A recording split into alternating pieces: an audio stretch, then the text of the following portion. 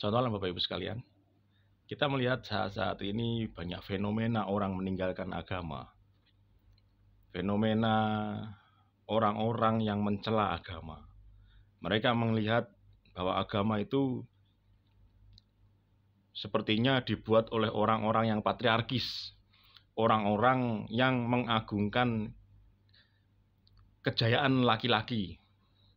Jadi seolah-olah Alkitab itu adalah satu alat untuk melanggengkan kekuasaan para laki-laki di atas perempuan.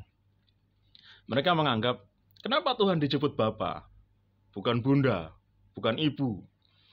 Mengapa Allah digambarkan sebagai seorang laki-laki, tidak digambarkan sebagai seorang perempuan?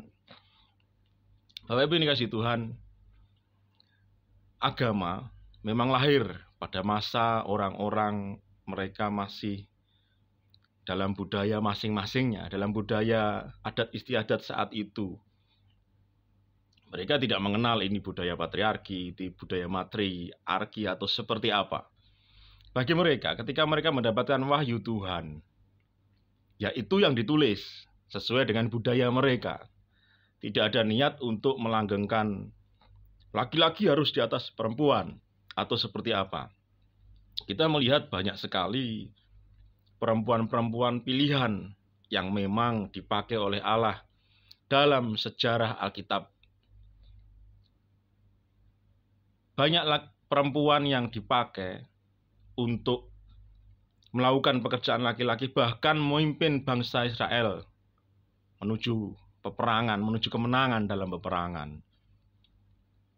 Kita melihat karya Deborah, kita melihat Hana, kita melihat Rahab, Maria Magdalena mungkin. Orang-orang atau perempuan-perempuan yang dipilih oleh Tuhan untuk berkarya. Disebutkan dalam Alkitab mempunyai tugas yang sangat penting, bahkan melebihi laki-laki dalam karya keselamatan Allah. Mereka punya tugas masing-masing. Seringkali orang-orang seperti penganut paham yang mengagungkan perempuan lebih daripada laki-laki, mungkin seperti mereka menuntut persamaan hak antara laki-laki dan perempuan, tidak mau melihat fakta-fakta seperti ini. Mereka hanya melihat fakta negatif, sisi negatif dari sesuatu yang mereka pikir tidak sesuai dengan pola pikir mereka. Dan ini kebanyakan orang-orang juga seperti ini saat ini. Mereka melihat bahwa mungkin ada satu bagian kitab suci yang tidak sesuai dengan pemikiran mereka dan mereka menyalahkannya. Kebanyakan orang berbuat seperti ini. Ketika mereka melihat satu bagian dalam Alkitab yang tidak sesuai dengan pemikiran mereka, mereka menyalahkan Alkitab, berusaha menafsirkan ulang dengan pengertian bahwa mungkin penulis Alkitab pada masa itu tidak sesuai dengan pandangan mereka. Bukannya berusaha untuk lebih memahami arti Alkitab, arti kitab suci, arti surat-surat dalam Alkitab pada saat ditulis, tapi mereka berusaha untuk mengubahnya sesuai dengan pemikiran mereka sendiri. Bapak Ibu yang dikasihi Tuhan, di masa-masa akhir zaman memang hal seperti ini sudah dinubuatkan. Di masa-masa akhir zaman banyak orang-orang seperti ini akan muncul dan berusaha untuk menjungkir balikkan sistem yang ada di dalam gereja. Saya harap Bapak Ibu dan Saudara sekalian yang mendengarkan atau menonton video saya ini tetap kokoh berpegangan pada kitab firman Tuhan, bahwa segala sesuatu diciptakan, segala sesuatu ditulis Tuhan untuk memberikan satu pengajaran yang baik, mendidik orang hidup dalam kebenaran, menguatkan. Tidak ada yang salah dalam Alkitab. Yang salah adalah kita yang berusaha menafsirkannya sesuai dengan pola pikir kita saat ini. Tidak berusaha untuk menafsirkan Alkitab sesuai dengan pada saat kitab itu turun sebagai wahyu, pada saat kitab itu ditulis yang dipengaruhi oleh budaya-budaya setempat. Dan ketika itu dipraktekkan di dalam masa kini memang membutuhkan satu sentuhan baru. Tapi artinya tetap harus sesuai dengan pada saat kitab itu ditulis, diwahyukan.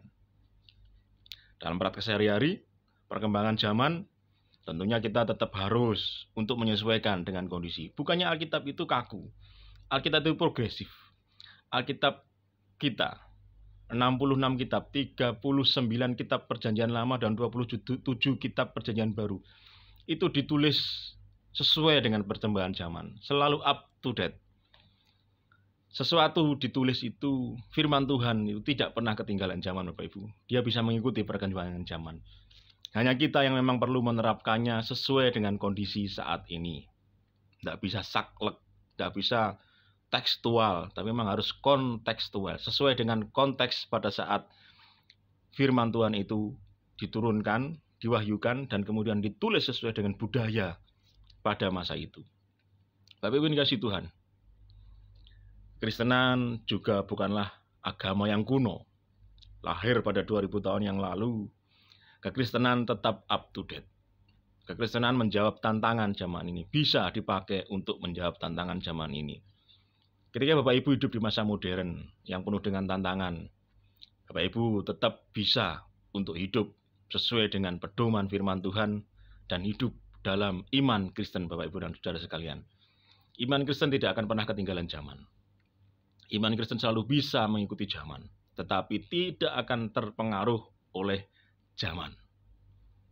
Bisa diartikan? Bisa dimengerti ungkapan saya? Iman Kristen tidak pernah ketinggalan zaman. Iman Kristen bisa mengikuti perkembangan zaman, tetapi tidak akan pernah hilang, tidak akan pernah hilang ditelan goncangan-goncangan zaman ini.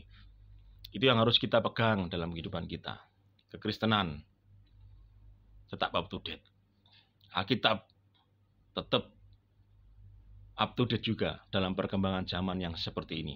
Dalam kontemporer perkembangan zaman yang sangat dinamis, Alkitab bisa mengikutinya.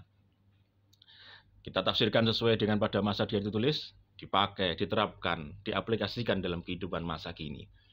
Itu yang harus kita lakukan. Jangan meninggalkan Tuhan, jangan meninggalkan agama, jangan meninggalkan kekristenan, jangan meninggalkan kitab suci. Karena apa? Kehidupan kita ditentukan oleh kitab suci, baik buruknya. Mungkin kita punya pedoman, hidupku sudah baik tanpa agama. Tetapi iman kita akan menyempurnakan. Iman kita akan menyempurnakan kebaikan kita. Sehingga apa? Firman Tuhan. Sehingga Yesus, Tuhan, Allah Bapa, Roh Kudus menguatkan kita. Dan Allah berkenan membenarkan kita. Tapi ingin kasih Tuhan, saya nggak akan memperpanjang. Cukup sekian. Saya hanya ingin Bapak Ibu yang mendengarkan omongan singkat saat ini, jangan meninggalkan agama. Jangan meninggalkan iman. Jangan meninggalkan Alkitab.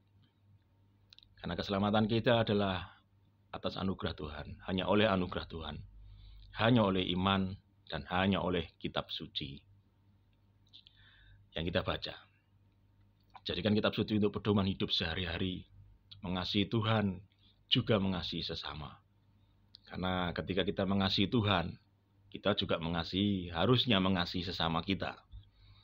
Kita tidak bisa mengatakan kita mencintai Tuhan, tetapi kita bersikap acuh terhadap sesama kita. Mengasihi Tuhan hanya bisa dibuktikan dengan cara kita mengasihi sesama. Amin firman Tuhan. Selamat malam, Tuhan memberkati sampai kesudahan zaman.